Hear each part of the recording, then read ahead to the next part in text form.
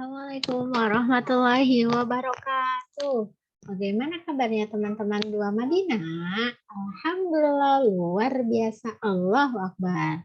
Semoga teman-teman hari ini mendapatkan keberkahan, diberikan kesehatan oleh Allah Subhanahu wa taala dan harus tetap semangat untuk belajar. Insya Allah hari ini kita akan belajar tematik bagian D, judulnya adalah hidup bersih dan sehat. Nah, sebelum kita ke pembelajaran, mari sama-sama kita baca basmalah terlebih dahulu. Bismillahirrahmanirrahim. Nah, tema kita kali ini tentang hidup bersih dan sehat. Teman-teman pasti sudah tahu ya bahwa hidup yang bersih itu akan menjadikan tubuh kita menjadi sehat. Lalu, jika lawannya kita tidak menjaga kebersihan, maka sudah dipastikan tubuh kita juga gampang mudah terkena penyakit. Nah, di dalam hidup bersih ini dan sehat itu sama tuh ada di perintah dari Allah juga dalam Al-Quran disebutkan bahwa Allah itu mencintai orang-orang yang menyucikan diri dan bertaubat. Ada potongan ayat begini bunyinya. Allahu yuhibbul mutatahhirin, dan Allah menyukai orang-orang yang bersih. Nah, kita disuruh menjaga kebersihan karena hidup bersih dan sehat itu banyak manfaatnya bagi kita. Nah, hidup bersih dimulai dari menjaga kebersihan diri, kebersihan anggota tubuh dan pakaian kita. Nah, benar sekali nih. Jadi hidup bersih itu yang pertama yang harus dilihat, harus dijaga adalah diri kita sendiri. Jadi kita sendiri harus mulai menjaga kebersihan supaya apa? Supaya kita menjadi sehat dan lingkungan yang kita tempati itu menjadi nyaman. Apa saja sih anggota tubuh tuh yang harus kita perhatikan? Yang pertama, kebersihan anggota tubuh kita. Kita membersihkan diri dengan cara mandi. Apalagi sekarang nih, di zaman peralihan akibat wabah virus corona. Nah, teman-teman wajib tuh jaga kebersihan supaya sistem imun kita tetap naik. Nah, di sini kita lanjutkan ya. Selain tubuh dan pakaian, lingkungan juga harus bersih.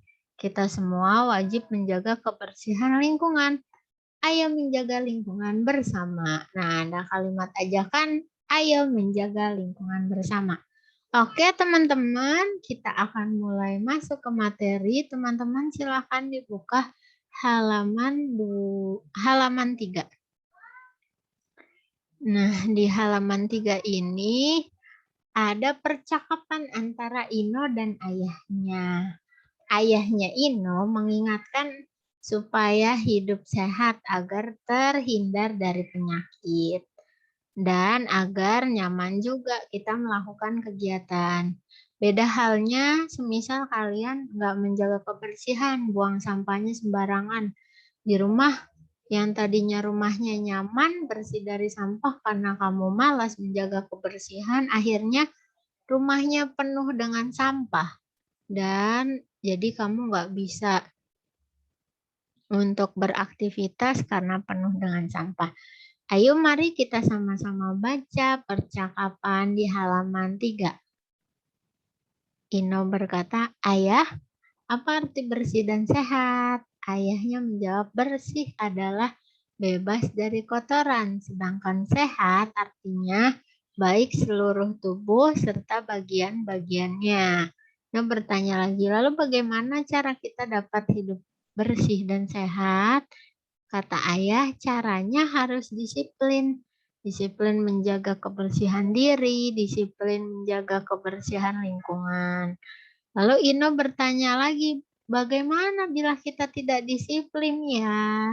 Bila tidak disiplin, tubuh kamu dan lingkungan menjadi kotor. Tubuh dan lingkungan yang kotor ini adalah dapat menyebabkan penyebaran penyakit. Nah, di sini teman-teman ada penjelasan dari ayahnya itu. Ino, artinya bersih apa ya? Ya, benar banget. Artinya bebas dari kotoran. Sedangkan sehat artinya baik seluruh tubuh serta bagian-bagiannya. Kita lanjut ya ke halaman berikutnya. Nah, di sini di halaman 4 ada 2 gambar. Yang mana yang satu gambarnya tidak menjaga kebersihan, yang satu lagi belajar menjaga kebersihan. Nih, menurut kalian sikap mana yang baik? Gambar sebelah kiri atau gambar sebelah kanan? Sudah pasti jawaban kalian adalah gambar sebelah kiri, karena sebelah kiri adalah seorang anak sedang berganti baju. Nah ya, berganti baju ini kita wajib ganti baju saat apa? Setelah mandi atau saat kita habis olahraga. Keringatan tuh, kita harus jaga kebersihan badan kita dan pakaian kita. Nah, bagaimana cara kita nih untuk menjaga kebersihan? Yuk kita cari tahu yuk cara menjaga kebersihan ada apa aja. Kakak itu yang apa?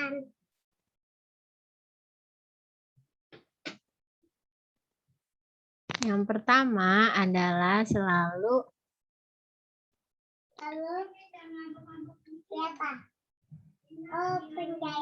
selalu mandi. Selalu mandi, terus mencuci tangan. Selain mencuci tangan, kita bisa mencuci pakaian biar bersih.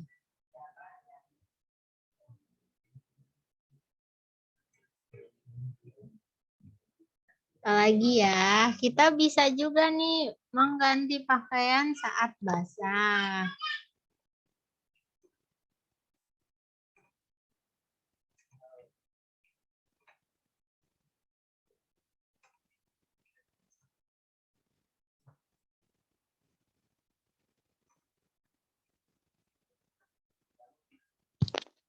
Terakhir adalah cara menjaga kebersihan diri, apalagi nih? Selalu mandi setelah beraktivitas, mencuci tangan. Kenapa?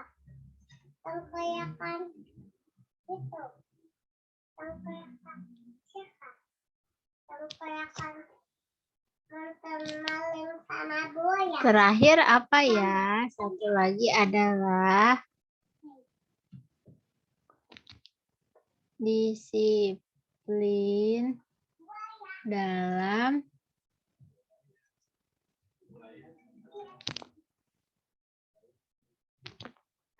menjaga kebersihan. Nah, ini teman-teman nanti bisa nih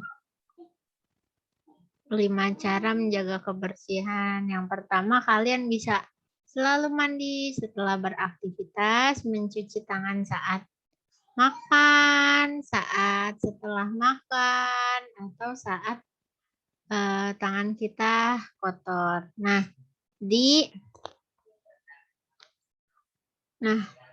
di masa-masa pandemi seperti ini, atau di masa peralihan new normal saat ini, kita diwajibkan apa? Untuk menjaga kebersihan. Salah satunya adalah mencuci tangan. Seperti itu. Oke, kita lanjut ya ke halaman 5. Di halaman 5 itu kembali kita membaca cerita tentang menjaga kebersihan. Di sini judulnya adalah bermain bersama. Ino dan Arin bermain di halaman belakang. Ino dan Arin bermain gelembung sabun. Gelembung sabun melayang mengelilingi Arin. Arin tertawa senang. Saat sedang bermain, ibu memanggil Ino dan Arin untuk makan siang. Ino dan Arin menjawab panggilan ibu. Ino dan Arin segera masuk ke dalam rumah. Ino dan Arin menyimpan mainan, lalu mencuci tangan sebelum makan. Setelah makan, tangan dicuci kembali. Nah, di sini salah satu cerita perilaku hidup sehat. Nah, kita jawab sama-sama 3 pertanyaan di bawah ini ya. Nomor 1, bagaimana cara Ino dan Arin menjaga kebersihan diri? Yang pertama, setelah bermain. Setelah bermain, mereka mencuci tangan dan merapikan mainannya.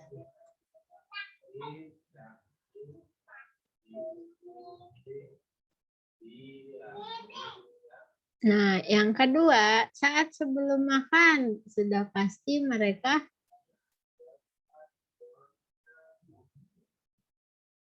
mencuci tangan.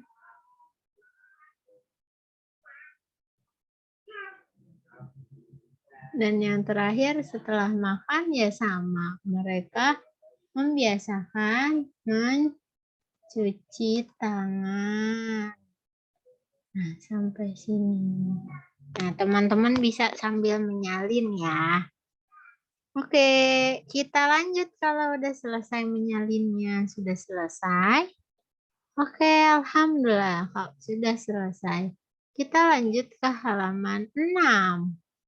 Di halaman 6, di sini ada gambar proses mencuci tangan. Yang pertama ada 4 gambar nih. Teman-teman disuruh melihat gambarnya. Yang pertama kali adalah basahi tangan dengan air mengalir.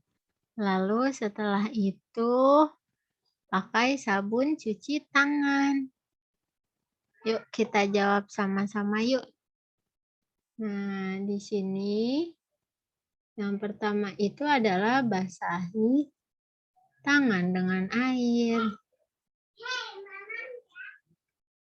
Lalu gambar yang kedua adalah pakai sabun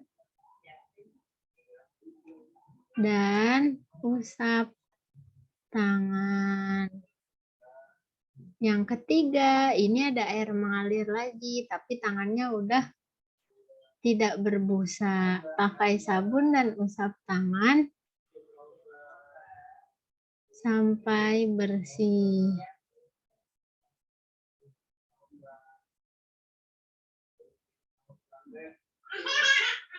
Lalu bilas di air mengalir.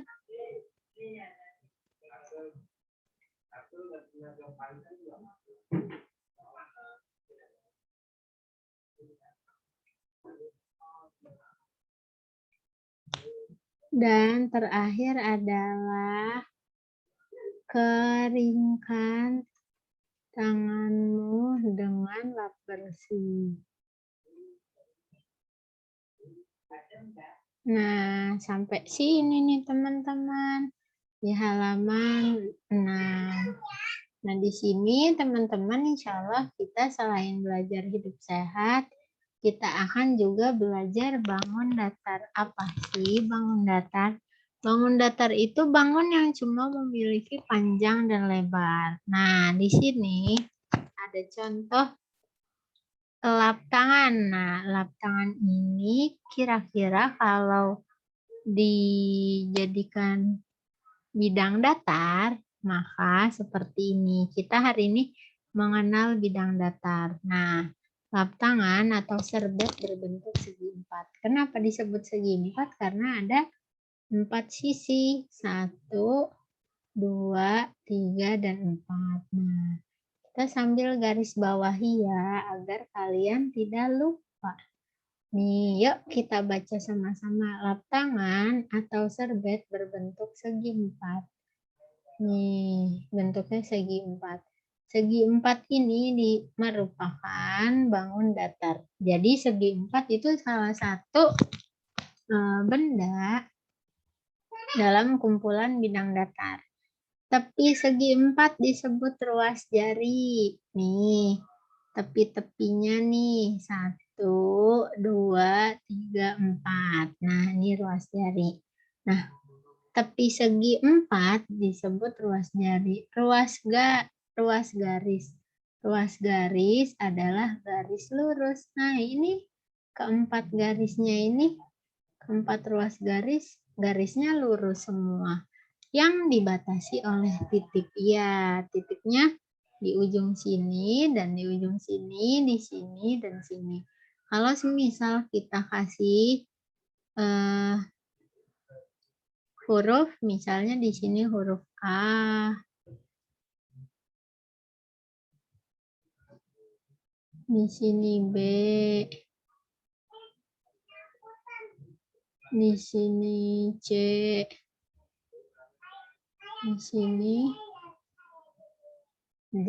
Nah, jadi yang namanya ruas garis itu A ke B dihitung 1, B ke C dihitung 2, C ke D dihitung 3, dan D ke A itu hitung 4 namanya ruas garis. Nah, ruas garis katanya adalah garis lurus, benar.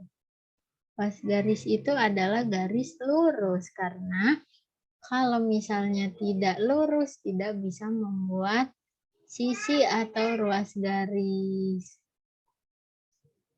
Nah, di sini ada contoh halaman 6 segi 4 dan di halaman 7 adalah segitiga. Oke, kita kali ini baru mengenal dua bangun datar, yaitu bangun datar segi 4 dan segitiga. Kalau segitiga berarti jumlah ruas garisnya hanya ada 3. 1, 2, 3. Nah, terus kalau segi 4 itu punya 4 ruas garis. Sedangkan kalau segitiga hanya memiliki 3 ruas garis. Nah, kira-kira sampai sini deh belajar kita kali ini. Insya Allah hari Jumat kita ketemu lagi di offline. Kurang lebihnya mohon maaf. Wabillahi taufiq wal hidayah. Assalamualaikum warahmatullahi wabarakatuh.